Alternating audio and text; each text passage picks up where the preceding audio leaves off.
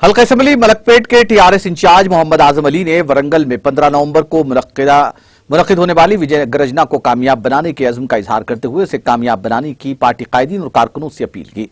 मोहम्मद आजम अली हल्का assembly Malakpet TRS के एक इजलास से खिताब कर रहे थे, जिसकी सदारत वज़ीर दाखिला मोहम्मद महमूद अली ने की। मोहम्मद आजम अली ने इस मौके पर बीजेपी और कांग्रेस को तनकीद का निशाना बनाते हुए वज़ीर आला केसीआर की तेलंगाना की तरक्की से मुताल्लिक मुखलिसाना कोशिशों को खराज तहसीन पेश किया।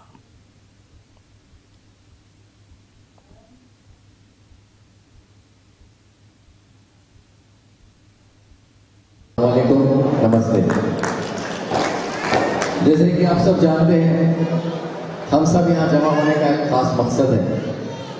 इस मकसद से पहले जोरदार नारे के साथ जय तेलंगाना, जय केसीआर, हमारे सीएम साहब, हमारे केसीआर साहब को 9th मरतबा हमारे पार्टी के प्रेसिडेंट मुनासिब करने पे मैं आप सबका शुक्रगुजार हूँ और हमारे पार्टी के तमाम लीडर्स का भी शुक्रगुजार हूँ।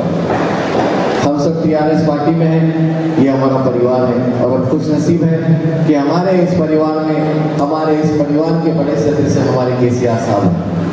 हमारे रियासत तेलंगाना में गंगा जमुना तहसील सारे हिंदुस्तान की रियासतों में जहाँ भी नाम आता है सबसे पहले तेलंगाना रियासत का नाम आता है, क्योंकि ये ऐसी रियासत है यहाँ पर हिंदू मुस्लिम भाईचारे का एक खुलेआम मुजाहरा है। यहाँ पर हम सब एक अमन और शांति में तरक्की की तरफ जा रहे हैं। मुझे कुछ लोगों ने पूछा था तेलंगाना बना, लेकिन आगे आपके केसीआर साहब इस तेलंगाना को कैसे संभालेंगे, क्योंकि जब मैं भी मलकपेट इंचार्ज था, कैंपेनिंग कर रहा था, तेलंगाना का ऐलान हो गया था, इलेक्शन बाकी था, तो कई अपोजिशन के लोग भी थे उसमें। उन्होंने ये कहा हैदराबाद तेलंगाना हमारा छोटा सा हो जाएगा, आंध्रा से अलग होकर यहाँ का लॉ एंड ऑर्डर कैसे कंट्रोल होगा, यहाँ पे लोगों को पढ़ने के लिए सहूलत क्या होगी, करंट का इतना बड़ा प्रॉब्लम है, उसको कैसे दूर किया जाए। आज उन सब के सवालों का जवाब आपके सामने है। आज किसी के पास सवाल करने को कुछ नहीं बचा, तो कांग्रेस बीजेपी दोनों का एक ही एजेंडा है, हर हमारे कामयाब काम को बीजेपी कहती है हमने किया। आप बताइए, पेट्रोल, डीजल, गैस ये भी तो बीजेपी ने किया, टीआरएस ने नहीं किया। आज आवाम जो परेशान है, इसकी जिम्मेदार कौन है? सेंट्रल गवर्नमेंट कभी भी तेलंगाना के लिए खासकर आगे बढ़कर किसी भी किस्म की मदद करने के लिए नहीं है।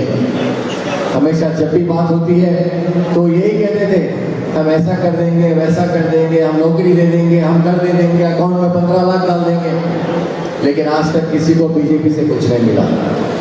कांग्रेस का तो नामो निशान नहीं है। अभी हमारे लीडर साहब रेवंत रेड्डी साहब कांग्रेस के सदर बनकर जबान को जिसके लगाम नहीं है वो चाहे जैसी चाहे बात करते हैं, मगर मैं उनको बता दूं, फानूस बन के जिसकी हिफाजत करे, फानूस बन के जिसकी हिफाजत खुदा करे, वो शमा क्या बुझे इसे रोशन खुदा करे। ये हमारे केसीआर साहब के लिए है, जो हमेशा यही कहते थे मैं तो अकेला ही चला जानिबे मंजिल, मगर लोग बढ़ते गए, कारवां बढ़ता गया। आज इस कारवां का नजारा आप सब देख रहे हैं। आज रियासत तेलंगाना में अमन और शांति है। जब भी केसीआर साहब उर्दू में बात करते हैं तो एक शायर ने बहुत खूब कहा, वो करते हैं बात तो हर लफ्ज से खुशबू आए, वो करते हैं बात तो हर लफ्ज से खुशबू आए, ऐसी बोली हुई बोले जिसे उर्दू आए। ये केसीआर साहब का एक मिसाल है, गंगा जमुना तहसील का एक मिसाल है।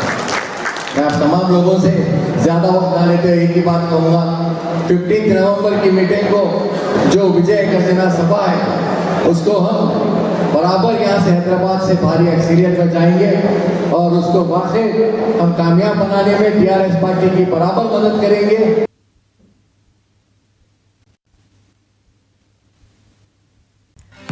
नाज़रीन, हमारे टीटीवी न्यूज़ को सब्सक्राइब करें, बेल आइकॉन को प्रेस करें, शेयर करें और लाइक करना ना भूलें। और किसी भी एडवर्टाइजमेंट के लिए हमारे इस नंबर पर कांटेक्ट करें। हमारा नंबर है 9550102020 पर।